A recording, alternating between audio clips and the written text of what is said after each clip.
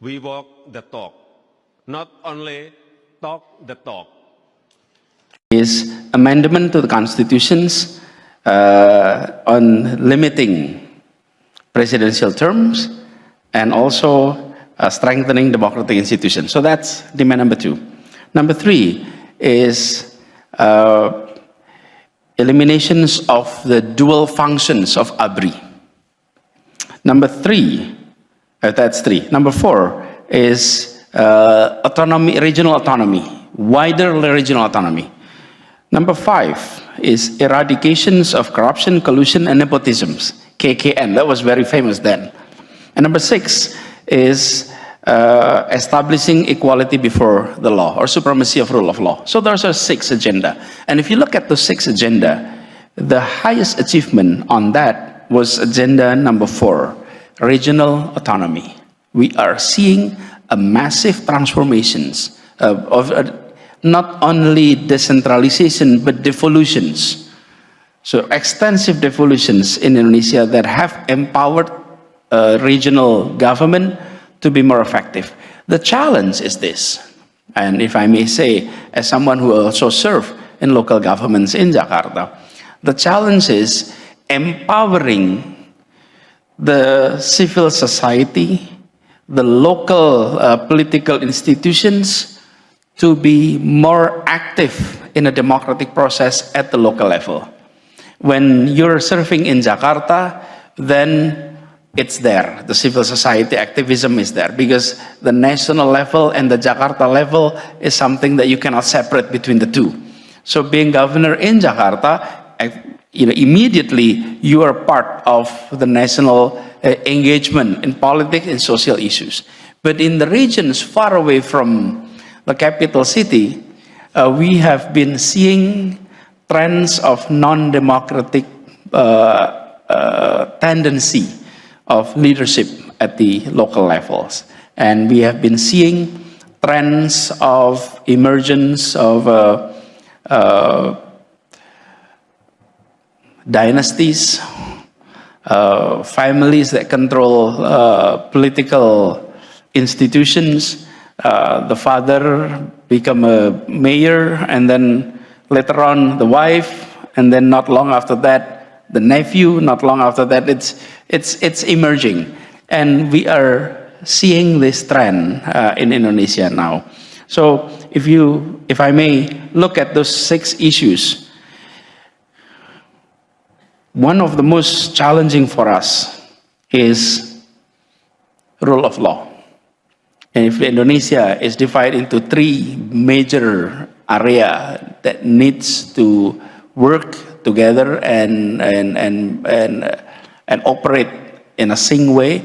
1 is the market, 2 is democratic process or politics, and 3 is rule of law.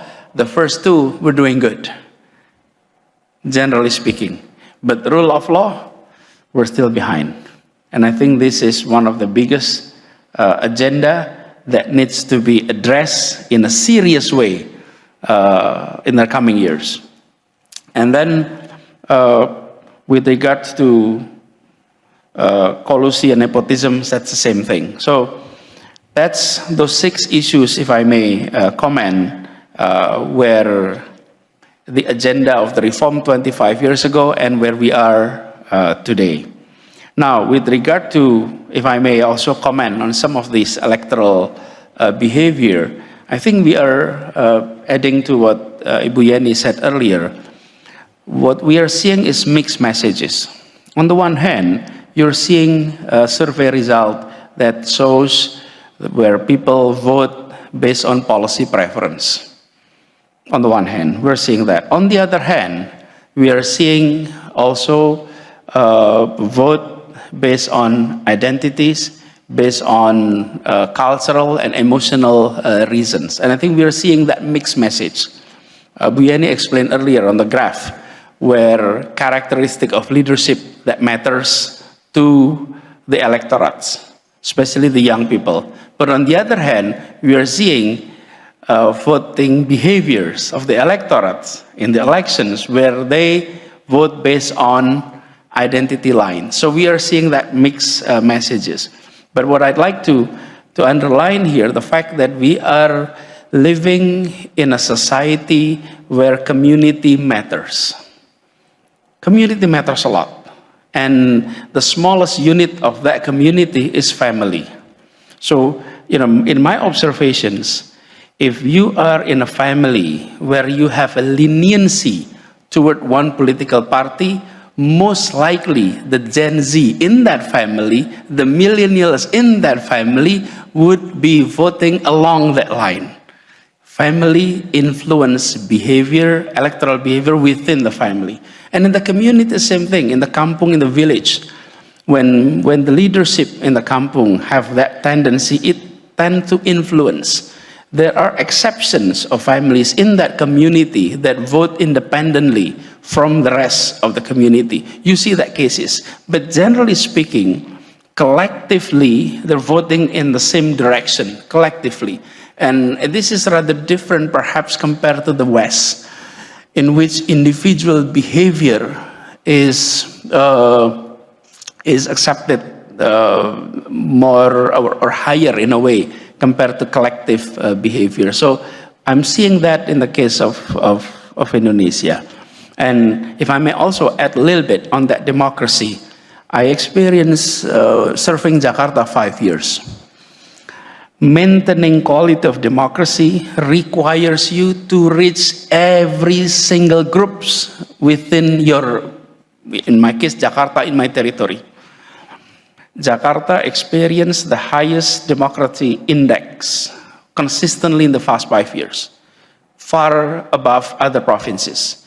We have completely freedom of expressions, and government of Jakarta never sue anyone that criticize, that even send hawks to the government of Jakarta. Never.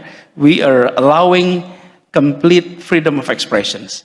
And during that 5 years, we're not seeing one, violence, of religious violence, even conflict of religious in an open way, none. And what we are, I think, in our experience. Halo teman, berjumpa bersama saya di Politik Dangi. Ya. Ini sangat mengagumkan sekali bagaimana Anies Baswedan, ya, tokoh nasional, pernah menjadi capres, teman-teman. Ini sangat luar biasa sekali ya.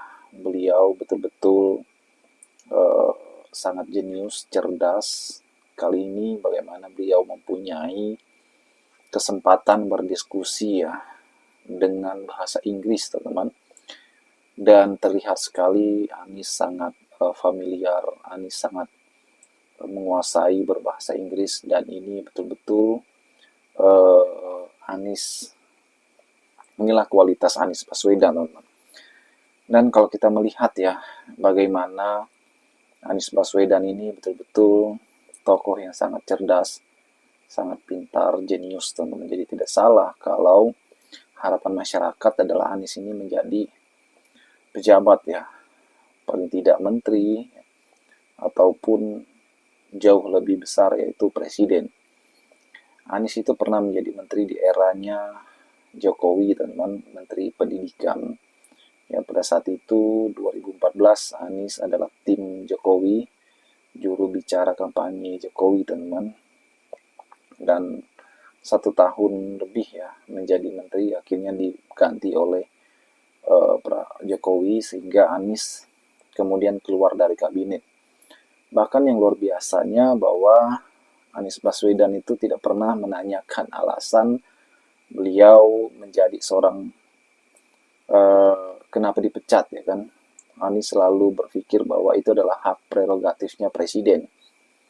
Kalau ditanya ya untuk saat ini ya, apakah Anies mungkin menjadi seorang menteri?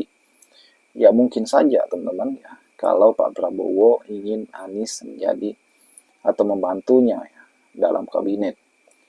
Namun ya seperti Anies ini adalah oposisi ya saat ini, beliau adalah tokoh yang selalu mengkritik pemerintah, memberikan masukan kepada pemerintah ya dalam berbagai aspek, teman-teman. Anies itu adalah tokoh yang satu-satunya tokoh yang berani ya berhadapan-hadapan dengan Prabowo di 2029 ya. Bagaimanapun Anies adalah peserta Pilpres 2024 yang kalah. Dan selayaknya Anies Baswedan ini menjadi oposisi, mengkritik pemerintah. Dengan kualitas yang ada, ya, Anies sangat layak bertarung lagi di 2024. Tapi tidak untuk kemungkinan kalau hari esok Prabowo bisa mengangkatnya menjadi menteri, teman-teman. Tidak ada lawan yang abadi, tidak ada kawan juga yang abadi. Semua itu demi kepentingan. Bagaimana menurut kalian?